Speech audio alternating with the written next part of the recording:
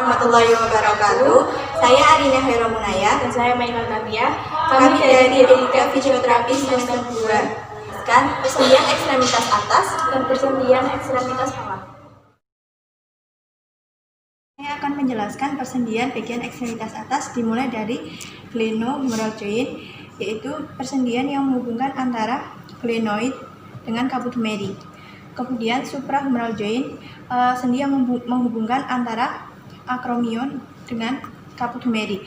Kemudian yang ketiga adalah acromioclavicular joint, sendi yang menghubungkan antara acromion dengan os clavicula.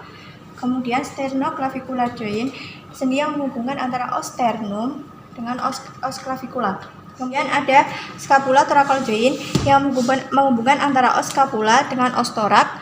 Kemudian ada costovertebral joint, sendi yang menghubungkan antara ossa costa dengan vertebra.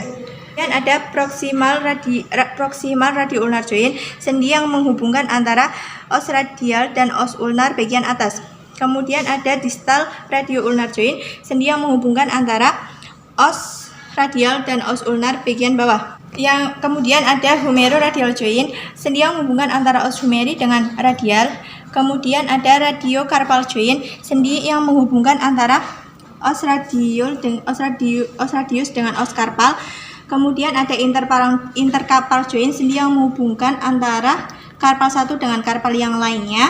Kemudian ada capometacarpal joint, sendi yang menghubungkan antara metacarpal yang satu dengan metacarpal yang lainnya.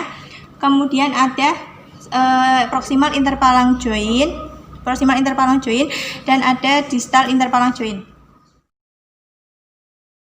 Tentang ekstremitas bagian bawah, ada sacroiliac joint yang menghubungkan antara sacrum dengan iliac.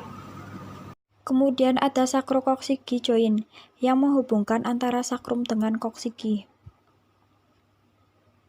Setelah sacrococcigi, ada hip joint yang menghubungkan antara pubis dengan ilium.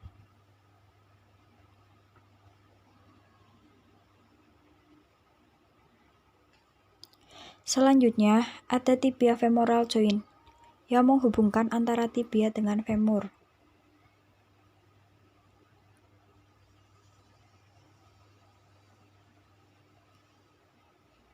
Kemudian ada patella femoral joint yang menghubungkan antara patella dengan femur.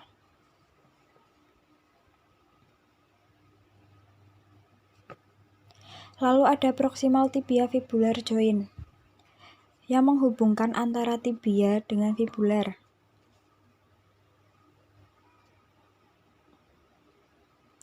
Setelah itu ada distal tibia fibular joint yang menghubungkan antara tibia dan fibular.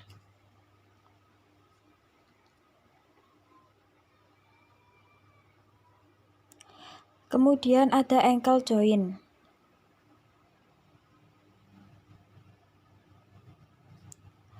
Lalu ada subtalar joint.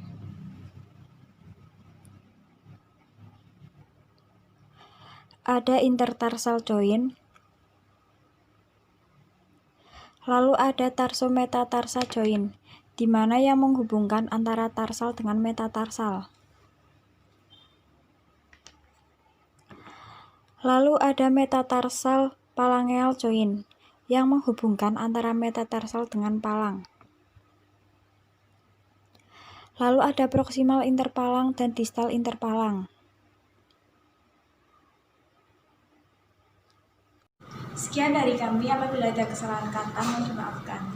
Semoga penjelasan dari kami dapat dipahami dan dapat bermanfaat. Wassalamualaikum warahmatullahi wabarakatuh.